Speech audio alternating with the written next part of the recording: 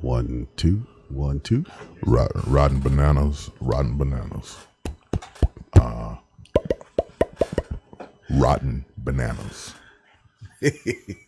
GT for life, baby. Hashtag. How do you feel? I feel good.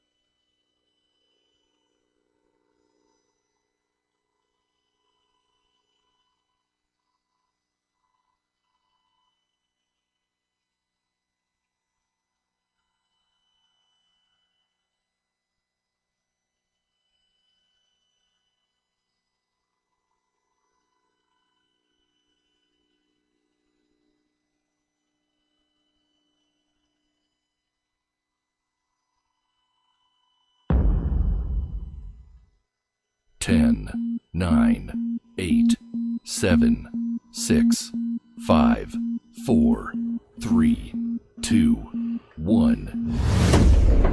Hey, we are back. It's a player's perspective right here in your face, baby. We are coming back to y'all live from Seven Springs Studio right here in ATL, Georgia. Here with my man, Ken Swillen, and the engineer on the board, Mr. Kim Jackson. Guys, we are back live in front of you. Ken, how you doing? Say hello to the peoples. Hello, peoples. There you go. That's what I'm saying. See how obedient and diligent he is. He just comes out and just says exactly what you tell him. I'm so happy to be back. We're live, y'all, and good to see y'all. Hope you all can join us today and let us know what's going on with you. We're about to give you guys an awesome show because there's so much to talk about, Ken. Yes. You know what I'm saying? We just coming off of this this event down at Bobby Dodd Stadium. It was called the Georgia Tech Spring Game, and that happened just over almost 2 weeks ago now. Right. Okay, we had to take a little break last week due to your boy. Why? Because your boy turned 50, Ken. You only do that once in your lifetime. Yeah, you don't do it once in your lifetime, and that was a momentous and a grand occasion. I tell you, it was people out there. It is very hard to hold something. I knew about the party and the surprise. I've been holding it for about 3 or 4 months. And it was everything I could do within me to hold it down and to keep the secret. You did a good job, brother. You did a good job. I mean, I guess everybody, if you need a secret to be held, you can trust Ken Swilling. There you go. You know. He didn't even crack. I didn't crack. I didn't break. Yeah, he didn't. I didn't sweat. You know, the light was shining in my eye every week. You know, and I held on to it. I held on to it. Well, you did a great job, brother, and I appreciate you supporting me and coming out and joining me in my occasion and what's going on and seeing what's happening out there.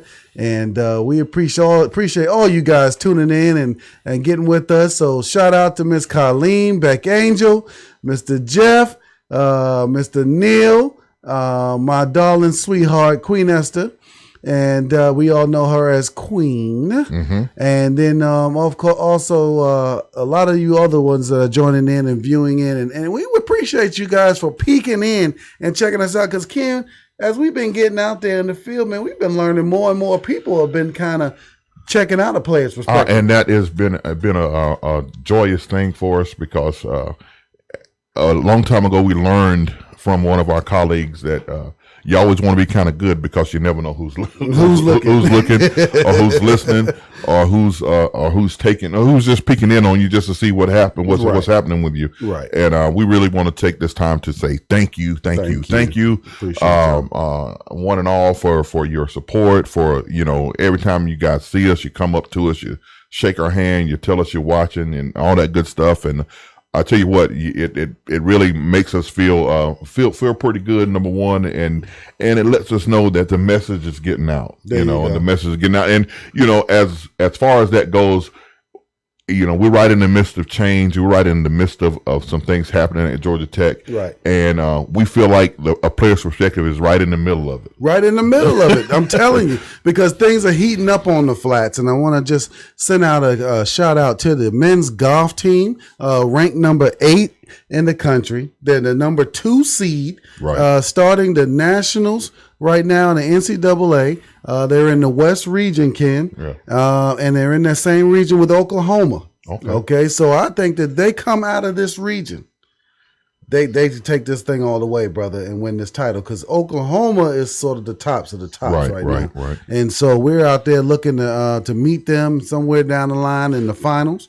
To get that going, but check out our Players Perspective page. I put something out there for you guys to take a look of, and it had all of the Yellow Jackets just kind of answering a quirky question with the 19th hole from the RamblingWreck.com.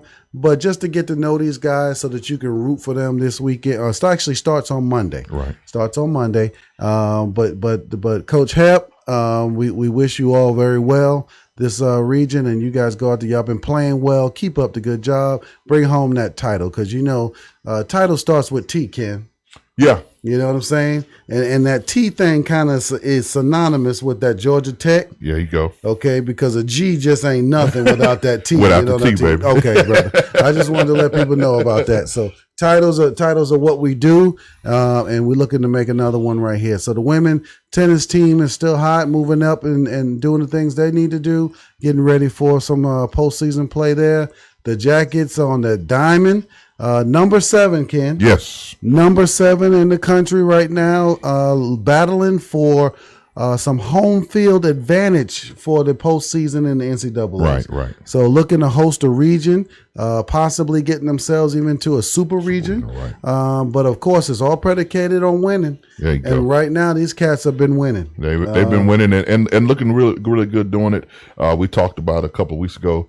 I think this is the first time since like 2015 that they actually beat Georgia in the season series. Right. And Georgia's a good team. Yes, they are. And Georgia Tech is a very good, formidable team as well. So they played well and done really well this season. So looking forward to them moving forward and moving into that, getting that super regional and moving into, the before they go to Omaha and get into the World Series. I believe they got a team that can do it. Well, when Georgia Tech played Georgia the first time this year at Georgia Tech wasn't even ranked, and I believe that Georgia was number 5. Right. And then the next time that they played, Georgia Tech lost to Georgia in Athens, but Georgia Tech was ranked somewhere around 13th at the time.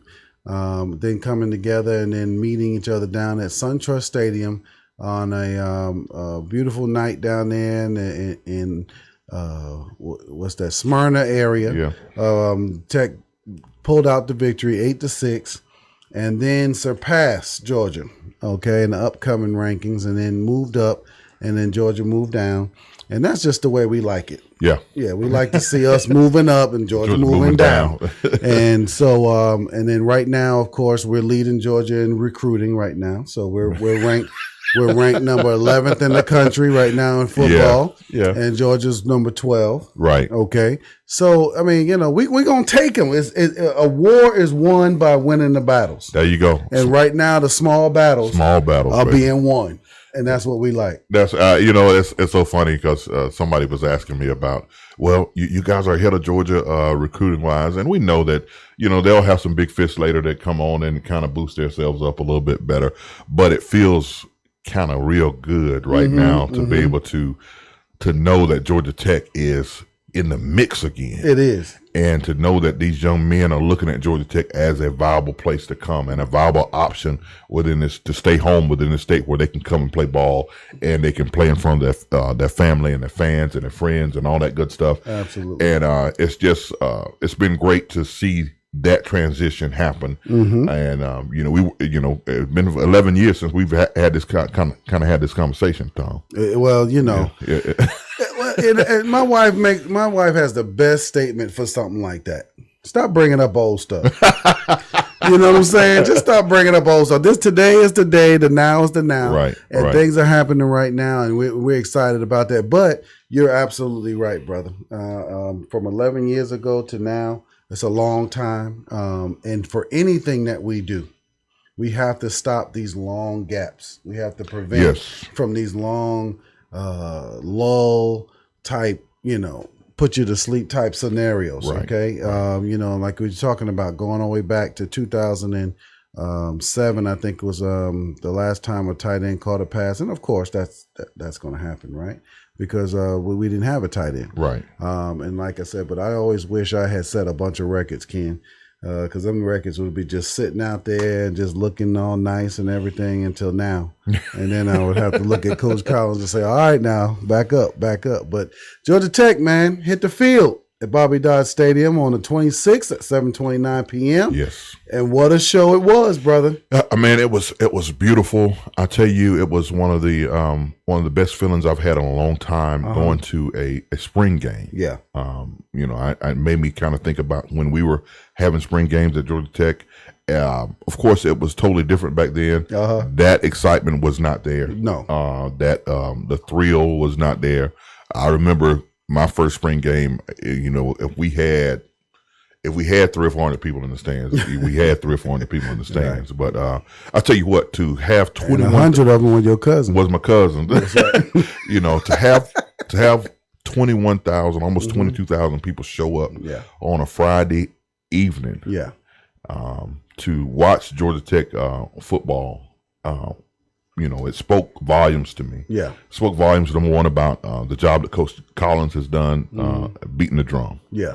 And the next direction that Georgia Tech is about to embark upon. Exactly. All of that really kind of, they had over 150, almost 200 recruits down during that time too. Exactly. So that whole situation is just different. The feel on campus is different. Yes. The atmosphere is different. That's right. Being inside of a stadium where the lower bowl was full, pretty much full. That's right. It just felt it felt foreign, right? But it felt right all at the same time. Absolutely. It's something that has been discussed. I mean, where we are, what we've done, what's going on, and we've talked about that here on the Player's Perspective. It's just we saw ourselves as people that were supposed to right the ship starting with that 1987 class. Right, exactly. And then Coach Ross had a bunch of plans and ideas and different things that they wanted to put together, but it was all about changing what was wrong right now at Tech to making it right. And the blessing was all of that. It was even adding a national championship to it. Right. Because it was just about getting to winning again. Right. But you took it an extra step, got a national title. And like you've said before, those things are supposed to be able to provide momentum for the next 10 years and that kind of stuff. Right.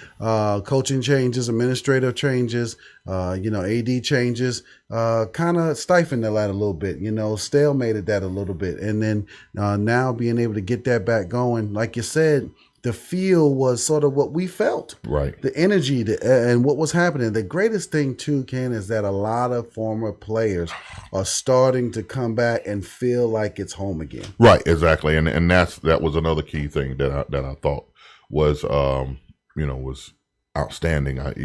We went into the T lounge or the players lounge upstairs, and we almost didn't have a seat in there because you had so many guys that came back to witness, and and not including the guys that didn't even come upstairs, right? That were just in the audience or in the stands. Period.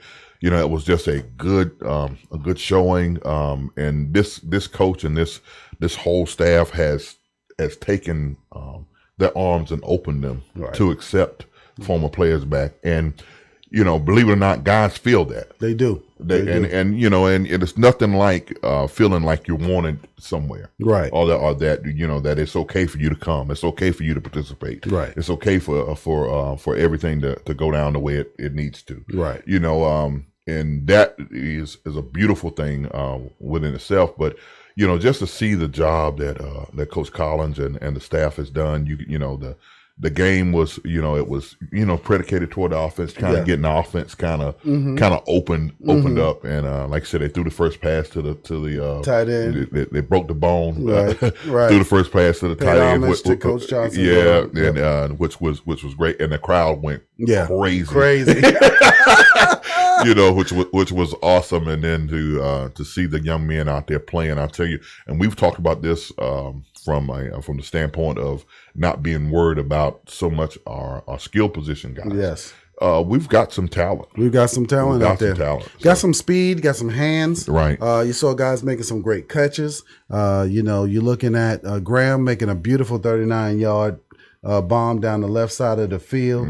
Looking at Sanders actually pulling that sucker in right there on his fingertips. He is so athletic, man. He's very athletic. Absolutely. It's hard to see from system to system what a guy is really has capabilities of doing. Right. But now you're talking about Graham or Sanders? Sanders. Well, both of them are. Both of them are athletic. But exactly. Sanders is he's a guy that I think a lot of guys within the ACC are not going to be ready for. No. Because he's a guy that number one can get open and get separation. He fights for the ball at the highest point. So he's not a small guy. Right. So he can really get up and do some things. So that's going to be exciting. That's going to be exciting. Absolutely. And you got Dolphus is also a nice little height on him. Right. And then of course the stalwart, the senior, the experienced guy, Mr. Jalen Camp. Right, you know what I'm saying? Right. And he's going to be great. He had an awesome camp, and every time we looked up, he was making a great catch and doing some great things out there and leading these guys. But Ken, the one thing we are going to have is we're going to have size and speed at that wide receiver. Right. And I mean, you didn't even talk about. We haven't even talked about some of even the newer guys that are adding in. We've talked about them, but they weren't even part of the spring ball. Right. But they'll be back here with Ezert and Nazir and Nizer. Yeah. And you're looking at these guys showing up, and then Amarian Brown. Right. Okay, whose speed has been talked about, seen, and expressed and confirmed. Right. So we're going to be blowing the top off of defenses. Right, so they're going to have to respect that. And with Lucas Johnson and Graham and Tobias Oliver, it was a shame that he had an injury and was able to play the game. But what we're seeing is that we've got quarterbacks that can throw. Right. Okay. Exactly. And then of course to add to the extra dimension of that, we've got quarterbacks that not can just throw, but if they decide to tuck that ball and run, they can do some great things there too. Yeah, and that's what you're going to need coming out early in this offense, trying to get established. And right now, I was going to ask you, who do you think? We didn't get the chance to see Oliver. Yes. So that was kind of disappointing because we kind of wanted to see what he was going to do and how he was going to react to different things. But right now, I'll tell you what, Lucas Johnson, is probably my odds-on favorite right now. Okay. to kind of to lead this team. He looked, and I just looked at him from the moment that we saw him, the first time we saw him, Right. like doing the weekend of the Legends of the Legends of the Flats. Flats. We saw him and he looked like he hadn't played ball in a year. Had to shake off a little rust. He looked like he had to shake off a little rust and had to do some things and Yep. all that good stuff. So that was, that was very promising to see him come out and kind of throw the ball with accuracy, Right. throw the ball with a lot of strength and a lot of depth, and Right. and making good plays with his feet, making good plays with his head, and all that good stuff. So that was real promising to see. And right now, barring anything else that happening between now and the beginning of the year, he's probably my guy that I believe is going to come in and kind of play well and lead us into the fall. Well, we've been excited about him for the last 2-3 years. Unfortunately, he's had some injuries and things Right. that have kept him back, but he came in with a great resume, Right. with a great arm, strong arm, ability to get out there. And I think Rick Kendall, the difference that you're looking at right now, brother, they even talked about it, the footwork, the coaching. Right. Okay, is what I really want to talk about, the coaching, which leads to the fact that they're working on footwork. Now, Johnson had to even bow his head with a little and talk under his breath a little bit about how much of the footwork process that they are so rusty on that they've got to work on Right. to get better in what they're doing, Right. which leads you to show that some of the speculation that we've had in the past about, one thing that we couldn't see or understand in the past was somebody like Joe Ham, okay, being around and that sort of thing, not basically utilizing and reaching out to him more, Right. to help out in that area and what you're doing. Because it's just a simple fact to look at somebody and see whether their footwork is right or wrong. Right. Now, I don't know if it just, when it comes to the passing aspect of things, to me, your footwork has to be right no matter if you're running an option or if you're running Exactly. you know what I'm saying, Exactly. a pro style. Mm-hmm. But maybe it is. Maybe something's going on. But I do know coming out of the center and then adjusting, we saw a lot of situations there that could have kind of tripped up some guys so far as actually do it. Now, of course, the protection and everything was good. No matter what your footwork looks like, if you drop back and then somebody's right there in your face. Yeah, it matters not. Because somebody's on top of you, they're on top of you. Exactly. And if you don't have the time that you need to really get a great pass off, then we know what's going to happen. Yeah. And then we've seen it happen many, many times. So like I said, it's just one of those situations where now you want to see them go from this spring game, Yeah. and taking what they've harnessed in the spring, and now you want to cook on it all summer. Right. Get it. The guys get together, work out, do the different things they need to do to make sure that they're ready. Yeah. When it comes down to reporting back in July or early August, All right. and then we get ready to go. And it's probably going to be the latter part of July because they play that early game. Right. And so, but of course, coming together on their own, how much they bring together a lot of people on the summer to work together, to work out together, to do what they need to do to form that chemistry. You've heard it in some of the comments that, between Graham and Sanders, they have great chemistry right now. Mm-hmm. You're looking at a lot of guys with Malachi Carter, with Jalen Camp, and a lot of these guys showing that, they have great relationships with Johnson and different people. And I believe that they're all developing that skill together. Tobias, I feel, has a great arm. He's a strong kid. He's a tall kid there too. So we'll have to see coming in the fall, Right. just a little bit about how much he did progress and what he did do. Because of his injury, we couldn't see that. But it's going to be awesome to kind of see all of these guys come together. The running backs with Jordan and Malloy. Those guys had a chance to kind of get the ball in a read option type scenario and see a hole and hit it and get through there. And I thought that they did a great job. I think Christian Malloy led all rushers with about 39 yards in that with respect. But Jordan Howard, all these different guys now have a way to kind of show their skills a little bit, coming out the backfield, and then using that power, that speed, and the different things to really show what they can do and add also there. Yeah, add to it. Yeah, and I think you're right about that. And while we're talking about running backs, we know that we had one running back to enter his name into the portal. Cavante Benson, which we really kind of saddened to hear that. But but that being said, I understand. Right. I understand. Right. I think sometimes when you get into situations, it's not necessarily the fit that you want, and we know he's going. I think he's coming into his either junior or senior year. I believe it's going to be his senior. I think it's going to be his senior year. Now, I it can't depends remember. because we don't know whether he got a medical last year. Yeah, we don't know that. So I didn't hear anything about that. Right. So we wish him well. We wish he was staying around because I believe his leadership was going to be key to some of the young guys that are even coming in. And that's the key right there, kid, is what, the leadership ability and bringing somebody in. Now, of course, he's looking after his career, what he wants to do and how he wants to do it. And then we've got a nice stack, a group of talent that's coming in the fall. Right. But he looked at it as a way that maybe he needed to move on. Right or wrong, we don't know. Right. But we love him just the same. Just the same. That's basically the point we're trying to get at. You once a jacket, always a jacket. Exactly. Okay. And but at the same time, to have him here meant, hey, a little bit more experience, leadership, help you bringing people together, that sort of thing, and then to showcase your talent more. Right. And an offense that's going to be very explosive, and it's going to be more of a 50-50 type split. Okay, where you're going to be able to get that rock and handle that rock. But at the same time, him leaving, now you got to have other people to step up. Right. And you're going to have to do it. And then it can start cultivating a little bit more of a leadership there to kind of see who's going to be that next person to do so and the effects that they'll have on the team. And that's going to be the key. It's going to be who's willing to take the ball in their hands, who's willing to say, hey, let's go. Right.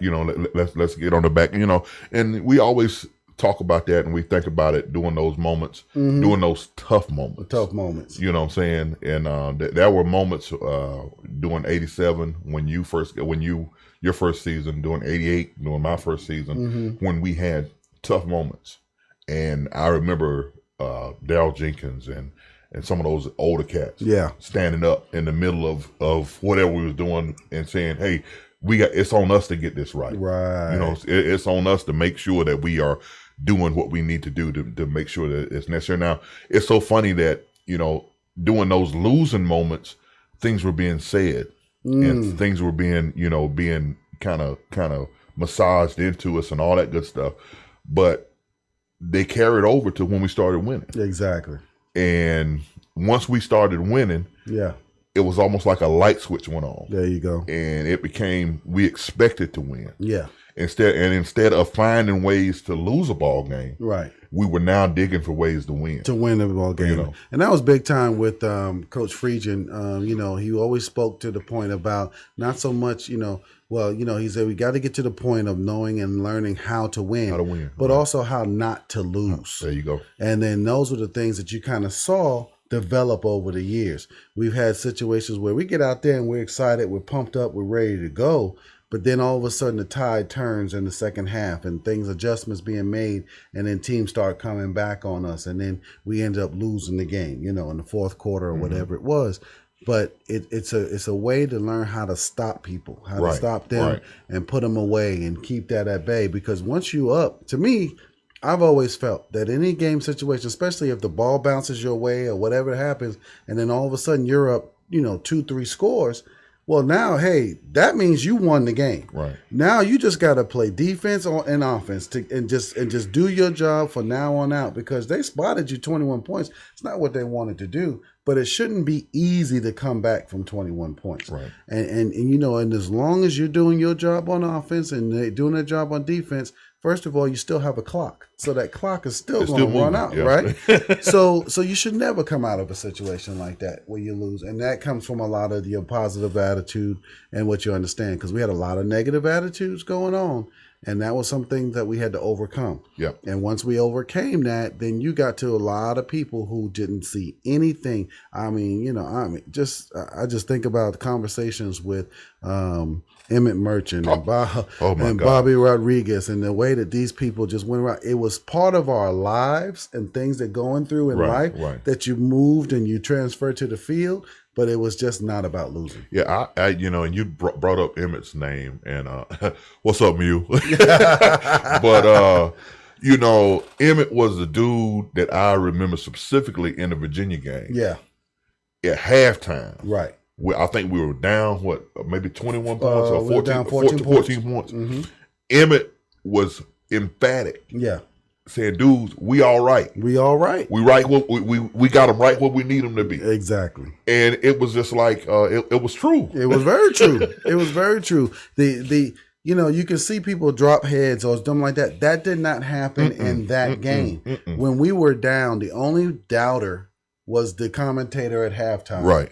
That somewhere out there right now doing something. But basically in that situation, the only person that did not believe that we were going to win was somebody that was not in the locker room. Right, right. And we came out of that locker room and bawled. Right. Right. And I can remember Calvin Tiggle. Right. Same thing, same emotion. Looking at me, smiling, and Calvin Tiggle with that big smile, right? And he like, "Cub," he got that voice in there, "Cub, we gonna be all right, man. We gonna be all right." And I said, "I know it, baby. We gonna get it. We gonna get it." And sure enough, right off the shoulder, Calvin Tiggle interception right down the sideline. Right. So and it was all about getting the offense back to ball, and it was all about the offense taking the ball and putting it in the end zone. Mm-hmm. Well, that kind of thing happened. You guys started making stops. We started putting points on the board. Right. And that's kind of where things have to be. Right. And you're looking forward to all of that maturation coming together for Right, these exactly. guys.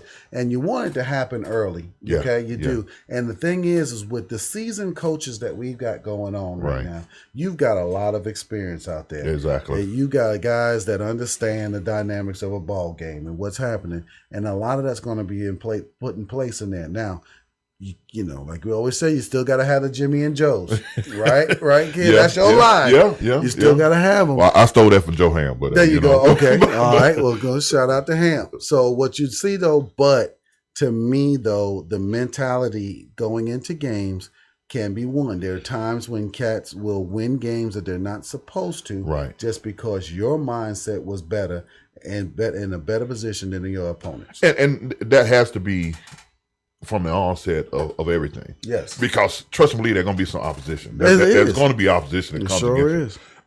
you. When you step out on the field in Death Valley, 80,000 screaming fans or 90-something thousand screaming fans, and they're not expecting you to win. Right. What say you? What say you? At that moment? That's right. You know what I'm saying? And we've been there. Yeah. We've been there and won. Right. And it's nothing more beautiful than to hear 85 to 90,000 people silent. That's That's a beautiful feeling. That's something that a lot of people don't understand about athletes, right? When we go in and we play these games and they talk about going into these arenas where you got all this opposition into the foreign territory, especially like Clemson. Right. And I don't know if these guys are starting to feel that a little bit, and I hope they are. Right. But that's the one thing you want to do. Yeah. You want to go out there and put a hole in their field. Right. You want to mess up their grass. There you go. You want to go out there and topple a stone on that hill, and you want to knock some blocks off. And There you you go. want those people going home mad. Right. And I want you to have that experience that I had. I want you to make 70-year-old people walking up on the hill with their seats and their bags, pissed off at Jack because they just won. And then flip you the bird as you fought going off the campus. There you And go. that was the funniest thing I've ever experienced, brother. But an old couple, I'm telling you, gave us the bird. And I say gave me, but because I was looking at them, they couldn't see me because the bus was tempted. But they knew it was our bus. Right. And those cats flipped us a bird and just basically got mad and went on home. And we and those are the days we got to bring back. Yeah, we got to bring back those moments and those times Absolutely. to do it.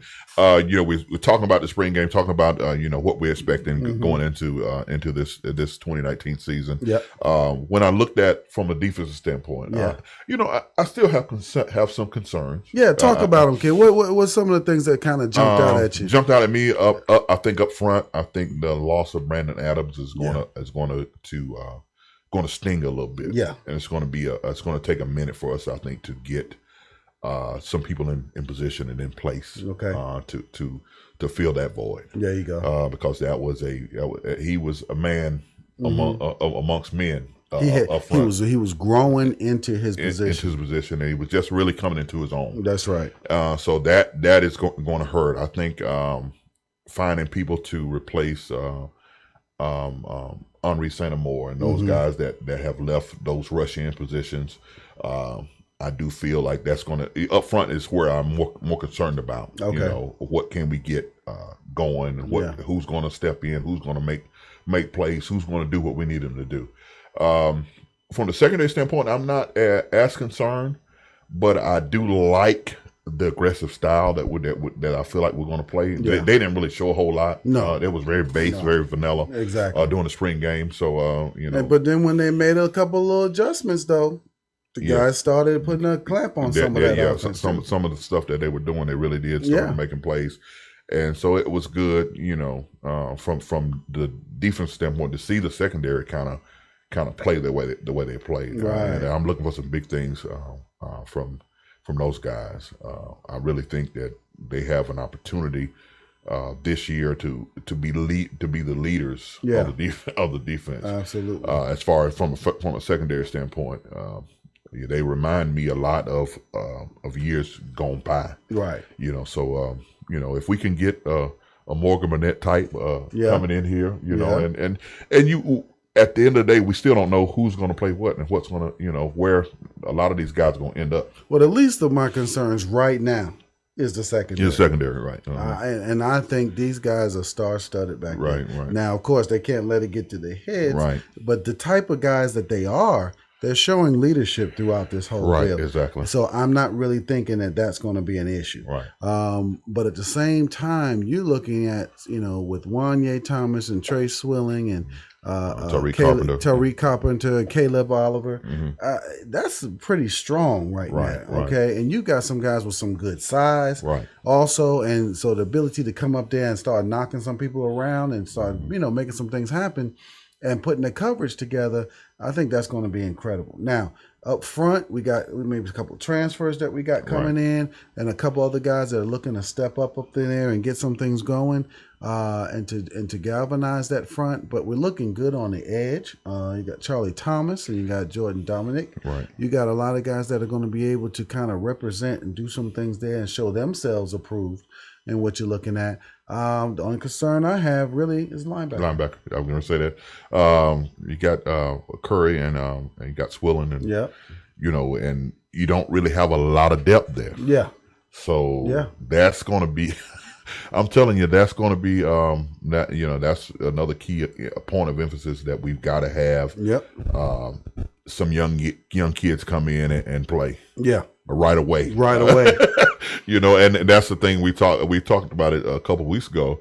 You know, that's a position that if I was a young kid and I was playing linebacker, come on, I would be like, hey, Georgia Tech, I'm right here. Yeah. Hey. Well, yeah, I mean, it's really wide open. So for anybody right now that is looking to kind of step up and be big man on campus, show their wares, you got you right here in the center. I just saw something with another guy the other day that was talking about this, but you're talking about the cross section of what's happening right here in the South. That ATL is right there. ACC, SEC. Okay, you're looking at that. You're in the hotbed of Atlanta and everything else, and I understand you kind of getting caught up with a lot of this stuff going on in different places. Right. But if you're looking to shine and be in the front page of things and media, get your name out there and be a part of an institution that's globally recognized, so that it helps you both on and off the field.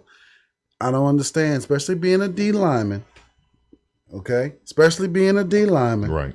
Okay? And coming in here right now that you become the man right off the bat. Right and away. Now you got the coaching also that's going to develop you and help you to transcend to the next level. Right. So when you're looking at that right now, I don't know. When I came in, I wanted to play. And I redshirted my freshman year, which proved to be a good thing and all that kind of stuff, hindsight.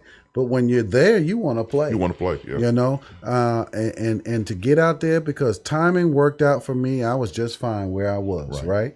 But at the same time, for a lot of guys, if you're looking to do that and get into a place and make a name for yourself, I can't see why And Georgia Tech is not going to be the option. the rule changed to where these guys now can play 4 games. Yes, and then, come on. And then if he's not, if you can, because you can convince a kid after the first 2 games, hey, you can see you're not ready. Can you imagine if you and I had a chance to play for? Well, you played right off the bat. I played right off the bat. But yeah. I'm thinking about a lot of guys that would just go out there and just play 4 games. 4 games, and just see where you stack up, and that gives you a barometer as to what you need to work on, how you need to work on it, and the why is out the question. Exactly. It's not even a question anymore. Right. And you'll know you're not ready. You'll know that you can compete on that level. Exactly. And do all that good stuff. So that's going to be something that we have to monitor. There you go. Because Georgia Tech was labeled, and we posted it on the site talking about Georgia Tech being a sleeping giant. Right. Because we lie in the middle of that cross section. That's exactly right. We are, one of the biggest metropolitan areas. Mm-hmm. When you look at any roster of any school, yes, from on the East Coast, yes, all the way to the Midwest to the West Coast, right. You got a kid from Georgia on there somewhere. That's right. So it's amazing. All the good stuff that comes from here, and Georgia Tech and Coach Collins, I promise you, he had to have a if I coach Georgia Tech starter kit manual ready or whatever, because he spoke to all of this stuff right off the bat. Yeah. He was like, we're in the cross section, we're in a place of Heisman and Dodd and all this good stuff, the College Football Hall of Fame, 4 national championships, all of that good stuff is right in the he called us the Mecca. We want to be the Mecca of college football. Absolutely. And why not? And you got all this talent around the state or around in the surrounding states.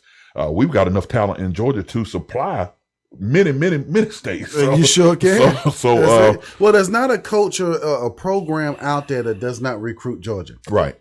That's the thing. Right. You know what I'm saying? So it's all about, whether you want to be about it on that full culture. You see what I'm saying? If you want to get down with the get down, okay? Because we actually representing right here. I love the new poster. I think you saw it on the site with it might have been Trey. Leaning over the ball, spinning, and it got the T on the bottom, because it showed how hot things can be and how they're heating up right now. Right. And then of course, just downtown Atlanta. I got on that little Ferris wheel down there, Skyview. Shout out to Skyview. But we got on there for my birthday. My wife took me, and we got on there, and we got a chance to look all around the landscape about what's going on in the ATL. And it's so much to do, so much that's available, so much that's in here and what's making it happen. But then you become just another event on the calendar that people want to kind of participate and see. And I'm telling you, you're probably going to see more night games coming up. I believe that. I think so. I believe that. And then you're talking about that being an environment all around there where you got more and more people living downtown, seeing what's going on.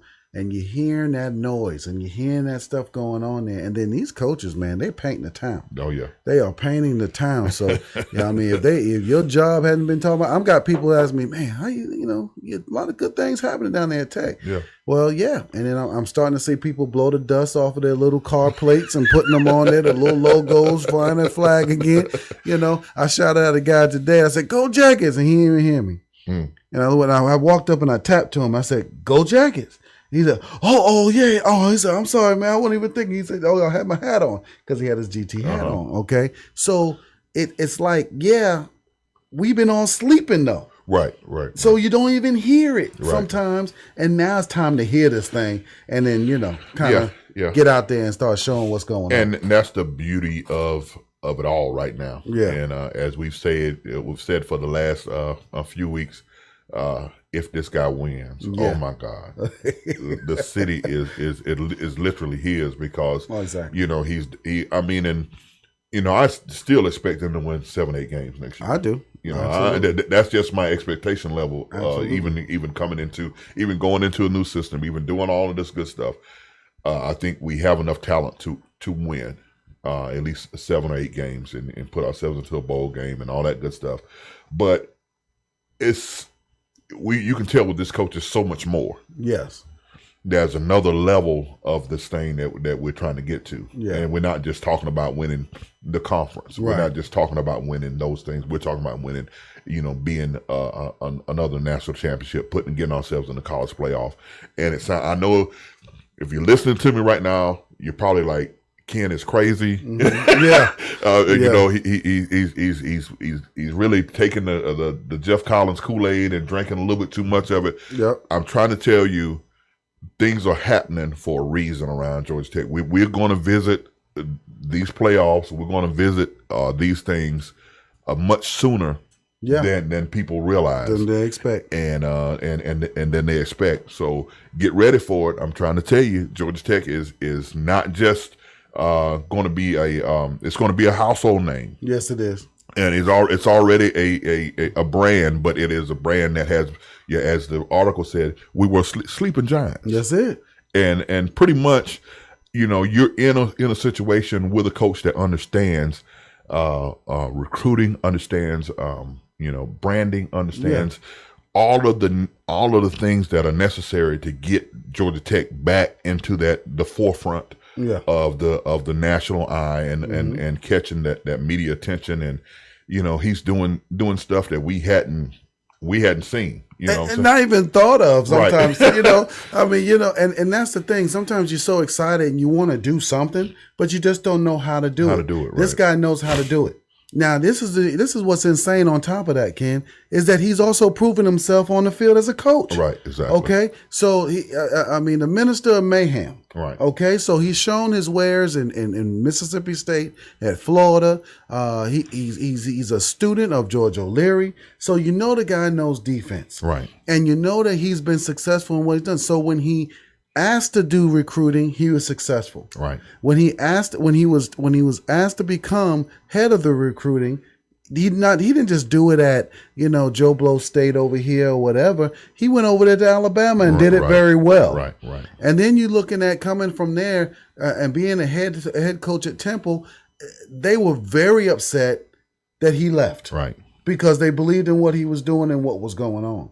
But in his mind, the whole time, from being a kid from Conyers and coming up through the program as a graduate assistant, going over and being head of player personnel for Chan Gailey, and then putting together a good resume so far as coaching and ability, and saying the whole time, I want to be a head coach at Georgia Tech. Mm-hmm. You now got somebody in place that knows what's going on. Right. And then he done backed it up by bringing in former people from Tech that can talk the language, and then he actually does it with a athletic director that's not only a student athlete from Georgia Tech, but also gets it and understands. Right. And then you got a lot of people that have been holding on to money in their pockets right now, and they're starting to let loose a little bit. Turn that thing loose.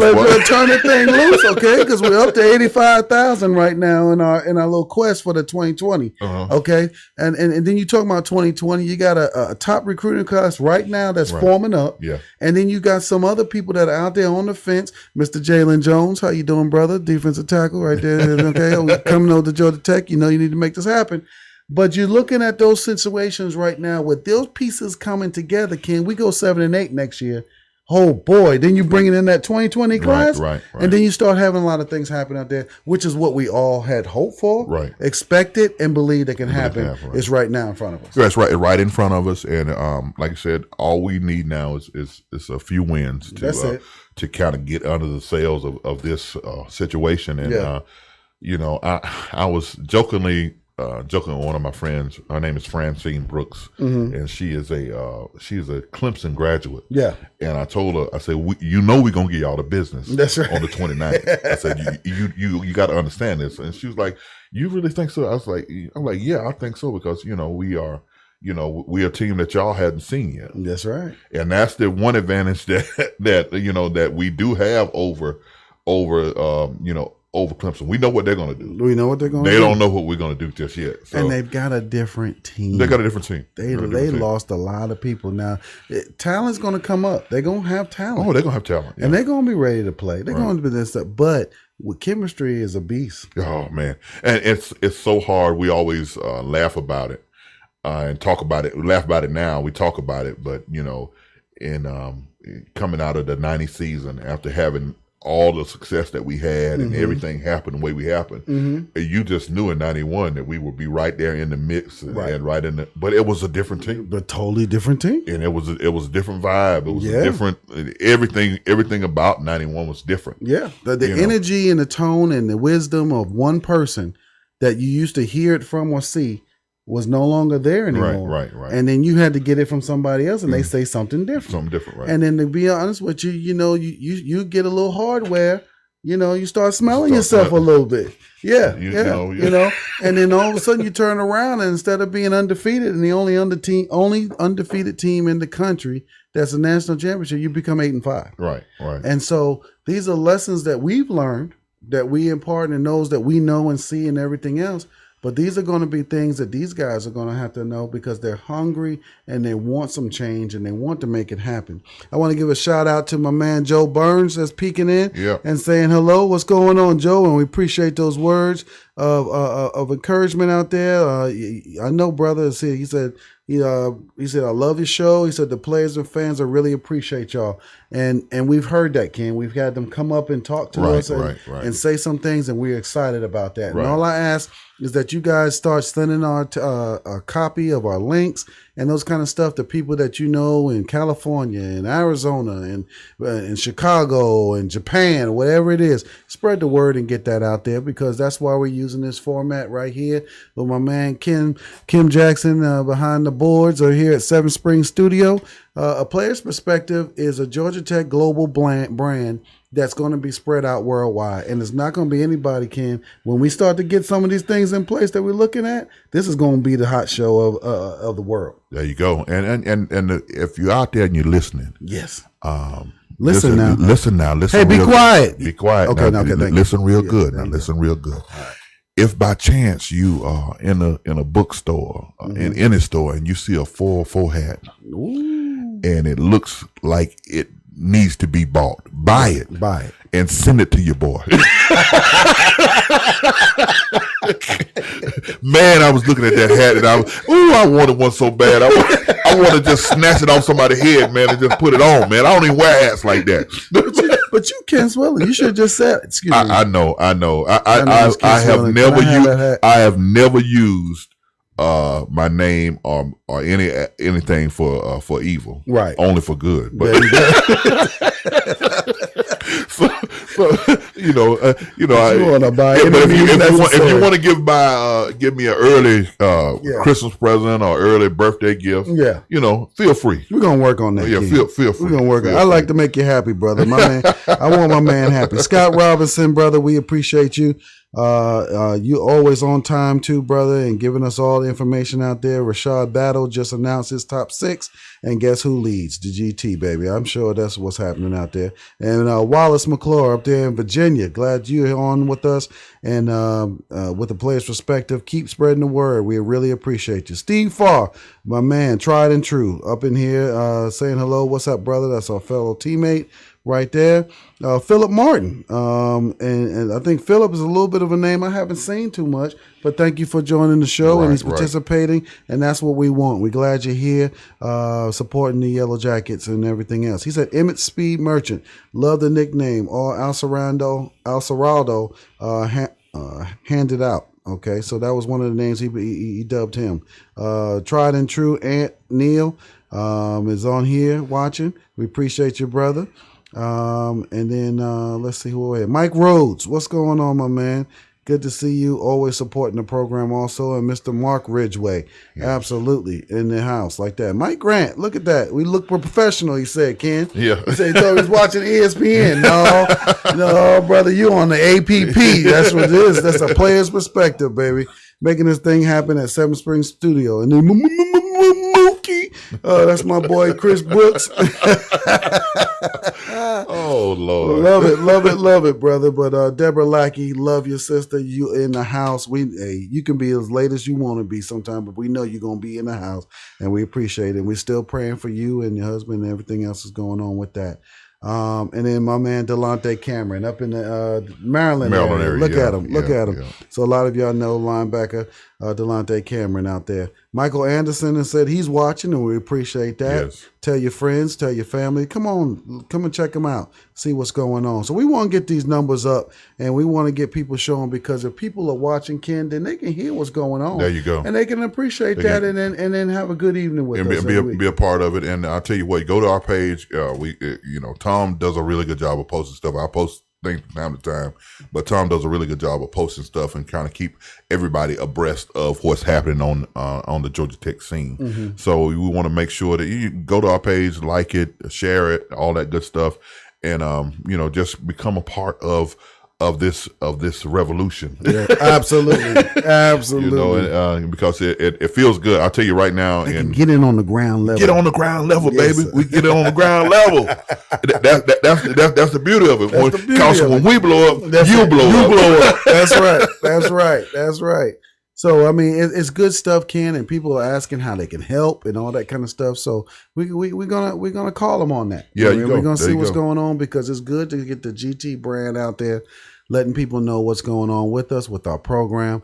And it's good to have some good stuff talking about, Ken, because, we can finish up this season with the golf team, tennis team, track teams doing well. Mm-hmm. A lot of people, pulling it off. Swimming program, they did an excellent job in finishing the season, and actually had another gentleman. There was another 3-time All-American on there. So, it's a lot going on at Georgia Tech, and you need to be a part of it right now and get excited and be happy about your program and keep supporting it. And we just had 65 athletes graduate, right. Okay, and so that means there's 65 more out there, viewers and supporters of A Player's Perspective that are about to come on. But they're about to get into life now and do their thing.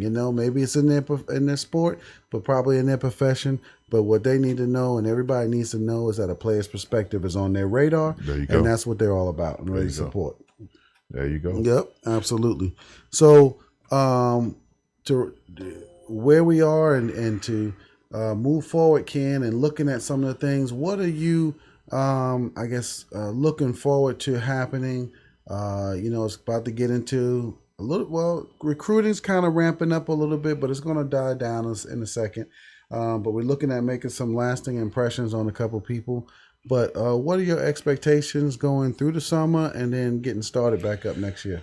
Well, expectations are kind of for the whole program is to continue this trajectory that we're going on. Because right now the star is rising, and we're on like a just on a nice path upward. And I think in every sport, you just talked about it. In every sport, we're doing well, graduating kids, doing the things that are necessary to not just put out good athletes, but to put out good human beings. There you go. And there's one thing about that's the college experience, right? If you're a student athlete, we understand the sacrifice. Yeah. We understand everything that you have to go through.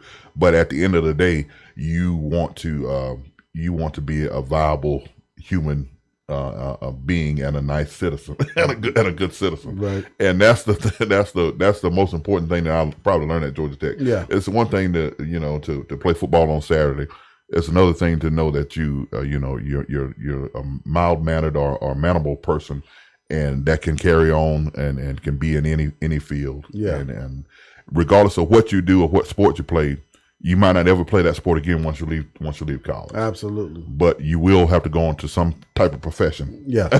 at some point in time. And so you have to conduct yourself accordingly, right, and all of that good stuff. So, I'm really looking forward to seeing these young men and young women continue to just work hard, especially in the classroom, outside the classroom. From the football team, I'm looking for them to what gains can you make between the summertime, between this spring and this summer? Right. How can I get better every day? And that's the thing about it. And you don't just want to get better, doing when somebody's watching you. Yeah.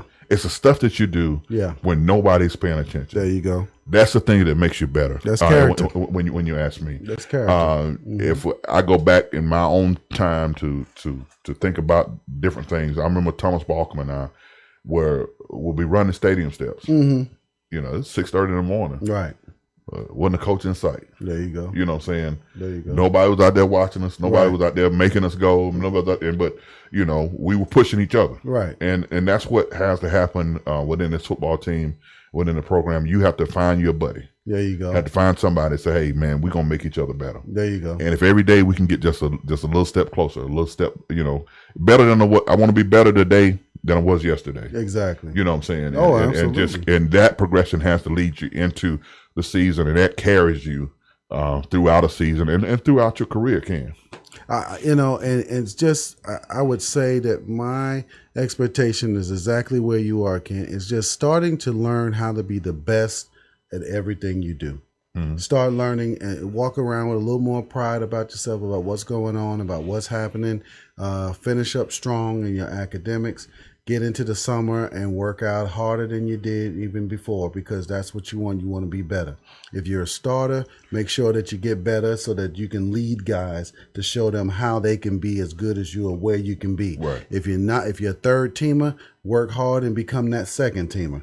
Let them know that you're going to be on their heels and you're going to be there, and you're not going to just lie down. You're going to be ready to play, and you're going to make things happen, because competition, like they talked about, is king. Right. So not just talk the talk is where I want to be, is that we can all walk the walk. Right. And for every single player coming into this next year, take your expectation and make it higher, but put your preparation in that will help you to be successful in everything else that you need to be. Show people what Georgia Tech means on and off the field. Don't get into trouble. Don't get out there and start messing up and doing some things that you'll regret. Don't fall into the traps that you see other programs doing and other guys where it's got to be reported in the news and all that kind of stuff. You are looking to ask people to come play at Georgia Tech. Show them why. Right. Show them why it's going to be show them why it's going to be awesome. Show them why it's the right place to be. Be those ambassadors, okay, of your program and of who you are and what your team wants to represent. And start showing that going forward and everything else. Yeah. And then as fans, let's do the same. Right. Let's just keep stepping it up. You stepped up for the spring. Let's step. Everybody brings one person. One person. That stadium is sold out. Right. Everybody from the spring game brings one person, and we basically are almost a full stadium. Right. Okay. Right. So it's just just the place to be, the thing to do. It's right where we are, and I think the coaches and the administration are doing their part. Players now got to do their part. Fans now, we got to do our part. Right. Okay. And right here at the Players Perspective, we're doing our part. That's what we want to be. That's what we want to do. So now I ask you all to do your part. Share this video. Put it out there. Put it out. Show somebody what's going on here at the Players Perspective. Let us know if you're looking in any way to support our program and what you can do. Give us a shout out. Shoot us a message. Let's talk and let's see what we can do, because we're going to make a Players Perspective the most watched, the most sought after and place to be to find out what Georgia Tech sports is all about. There you go. Absolutely. Anything else you want to talk about tonight? I think that's it, bro. Yeah. I think that's it. We can go another hour if you want. I would, but my stomach, the way my stomach is situated right now, it needs food. It needs something. I'm with you on that. So listen, you all, we appreciate you all joining in, and Francine Brooks. Hey, Tom, what's happening with you? I hope you're doing well. And Troy Backen is watching. We appreciate you, Troy. If you missed a lot of the show, just go on and click on it and start it all over, man. It's about to be posted on the site, and you can get that in. We just appreciate everybody for tuning in with the Players Perspective. We're right here on Wednesday night, 7 p.m. Continue to tune in. Check out some of our other broadcasts, our postings, and different things that we're going to put up on there. A lot of good stuff coming up. Next year is going to absolutely be out of this world. But we need you. We need your support. Get everybody out there checking us out. Click on there and like our page. Become a friend. Invite your friends to do the same. And we look forward to seeing you back here at Seven Springs Studio right here in Powder Springs, Georgia, with a Player's Perspective, y'all. Player's Perspective. And check us out on YouTube. Okay? We on YouTube also. So check us out on there with that too. Have a great evening. You guys be blessed. We are out. Peace.